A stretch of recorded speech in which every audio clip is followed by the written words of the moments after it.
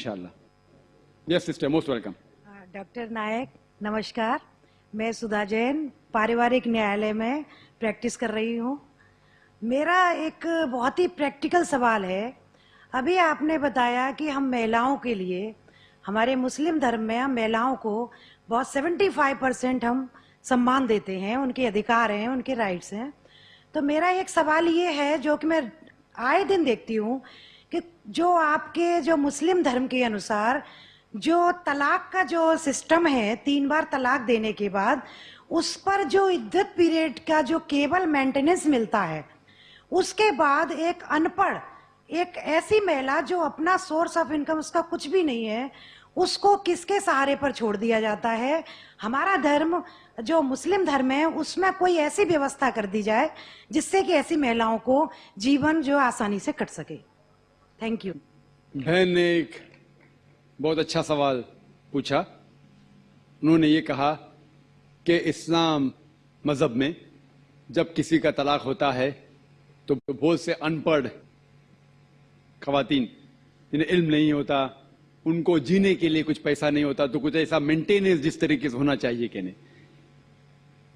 जो इसके मेन वजह है जो आज के माशरे में ये हो रहा है वो है कि इस्लाम का कम इल्म होने की वजह से ये चीज हो रही है. अगर हर इंसान इस्लाम मजहब को सही तरीके से समझ सके तो मैं ये कहना चाहता हूं कि जो हुकूक खवातीन के इस्लाम में है वो कोई भी मजहब में नहीं, कोई भी सोसाइटी में नहीं है. पहला चीज ये कि हम देखते हैं कि हमारे हिंदुस्तान के कल्चर में आमतौर पे किसी की शादी होती है जब, तो अक्सर औरत मर्द को दहेज देती है. उसे कहते हैं डाउरी. डाउरी देती है आमतौर पे. और इस्लाम में उल्टा है. इस्लाम में अल्लाह ताला फरमाते सूरह निसा में सूरह नंबर 4 आयत नंबर 4 में कि जब भी आप शादी करो तो अपनी होने वाली बीवी को एक गिफ्ट दो, तोहफा दो. हम जिसे कहते हैं मेहर. मेहर निकाह होने के लिए फर्ज है.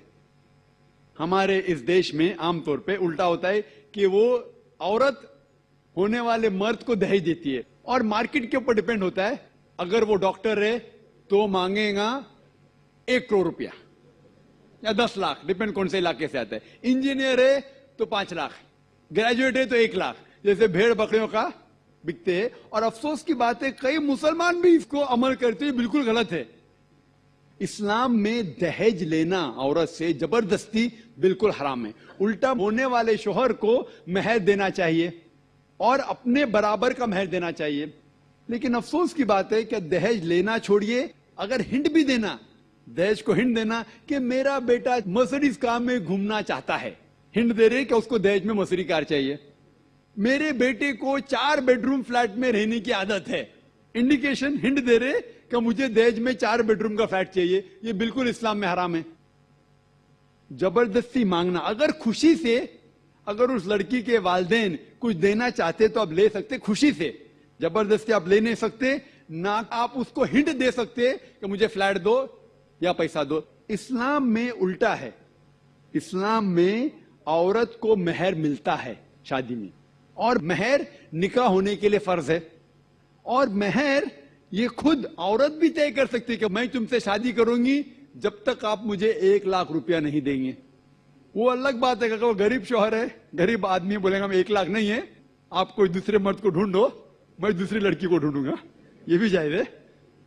तो वो लड़की दूसरे शौहर को ढूंढेंगी, ठीक है ना. लेकिन वो कह सकती मुझे 1 लाख चाहिए, 5 लाख चाहिए, 10 लाख चाहिए, कुछ भी कह सकती है. अगर शौहर के पास कुवत है वो देगा, नहीं कुवत है तो नहीं देगा. इसीलिए अरब ममालिक में लड़की लोग इतना डिमांड करते हैं कि उनको अरब खवातीन से शादी करना मुश्किल पड़ जाता है, क्योंकि वो जानते हैं अपने हुकूक को. सूरह निसा की सूरह नंबर 4 आयत नंबर 20 के आयत में लिखा है कि आप उन्हें सोने का पहाड़ भी दे सकते हैं मेहर में, और आप उसे एक आयत भी सिखा सकते हैं, वो भी मेहर है. अगर आपके पास पैसा नहीं है और वो आदमी कहता है कि मेरे पास पैसा नहीं, मैं आपको कुरान शरीफ की आयत पढ़ के सुनाऊंगा, वो भी मेहर हो गया. तो मेहर की कोई हद नहीं है, ना नीची हद है ना ऊपर हद है. अपने अपने स्टेटस के अकॉर्डिंग वो मेहर तय कर सकते. और ये मेहर की कई वजह है. एक वजह है कि मिसाल के तौर पे اس لڑکی کے والدین نے اس کی پرورش کی, اسے گریجویٹ بنایا, تعلیم کے اوپر خرچہ کیا, تو مہر ملنے کے بعد اس عورت کی وہ اپنی جائیداد ہو جاتی ہے. وہ چاہے اپنے والدین کو دے, چاہے خود رکھے, یا اس کو کوئی بزنس میں لگا دے, کوئی تجارت میں لگا دے, اس کا حق ہے. تو مہر اس کی خود کی جائیداد ہے, وہ کچھ بھی کر سکتی ہے. اور مہر کا کوئی فکسڈ اماؤنٹ نہیں ہے, چھوٹا بھی ہو سکتا ہے, بڑا بھی ہو سکتا ہے. اور اس کے علاوہ یہ مہر اگر خدا نہ کرے, اللہ نہ کرے, اگر طلاق ہوتا ہے, ڈیورس ہوتا ہے, تو یہ مہر اس کے کام آ سکتا ہے. لیکن لوگ کو غلط فہمی ہے کہ مہر صرف طلاق کے لیے, ایسا نہیں بات ہے. وہ مہر لے کے خود کو بزنس میں لگا سکتی ہے, اپنے والدین کو دے سکتی ہے. اور جہاں تک کہ اس کا خود کا سوال ہے, اسلام کے اندر جتنے فائنینشیل ایسپیکٹ سے خرچہ اس کا, شادی کے پہلے ذمہ داری ہے اس کے والد کی اور اس کے بھائی کی, شادی کے بعد یہ ذمہ داری اس کے شوہر کی اور اس کے بیٹے کی. آل فائنینشیل ایسپیکٹ, لاڈجنگ, بورڈنگ, کلودنگ, کھانا پینا, کپڑا, سب اس کو کمانے کی ضرورت نہیں. یہ حق ہے مرد کو دینے کا. تو financially she is more strong, she is very strong financially. جہاں تک کہ مالی حالات میں اسلام میں عورت کا درجہ بہت اونچا ہے. جہاں تک کہ بہن نے سوال پوچھا کہ طلاق ہونے کے ٹائم پہ اسے مینٹیننس کیوں نہیں ملتا, بہت اہم سوال ہے. پہلا ہم یہ جان لے کہ جب اللہ سبحانہ و تعالی خواتین کو اتنے حقوق دیے, حقوق دینے کے باوجود اللہ سبحانہ و تعالی عدل کرتے ہیں, جسٹ ہے. کیونکہ جب بھی طلاق ہوتا ہے, جب بھی طلاق ہوتا ہے, گھاٹے میں جاتا ہے مرد اسلام میں زیادہ. کیونکہ جب طلاق ہوتا ہے اسے اگر وہ مہر نہیں دیا ہوگا, دینا فرض ہو جاتا ہے. بھلے وہ مہر 50,000 ہو, 1 لاکھ ہو, 5 لاکھ ہو, 10 لاکھ ہو, وہ اسے طے کرنا چاہیے. جب مہر دیتا ہے تو عورت کا نقصان کچھ نہیں ہوتا. اور طلاق ہونے کے بعد آدمی بھی شادی کر سکتا ہے, عورت بھی شادی کر سکتی. جب طلاق ہو جاتا ہے اسے مہر تو مل جاتا ہے, جب نئی شادی کرتی ہے نیا مہر ملتا ہے. آپ سوچئے, آدمی جب نیا شادی کرتا ہے اس کو نیا مہر دینے پڑتا ہے, تو آدمی نقصان میں ہے. اگر آپ یہ کہیں گے کہ طلاق ہونے کے بعد آدمی مینٹیننس بھی عورت کو دے, تو ہم کہیں گے یہ اللہ سبحانہ و تعالی حق کے نہیں ہے, نعوذ باللہ.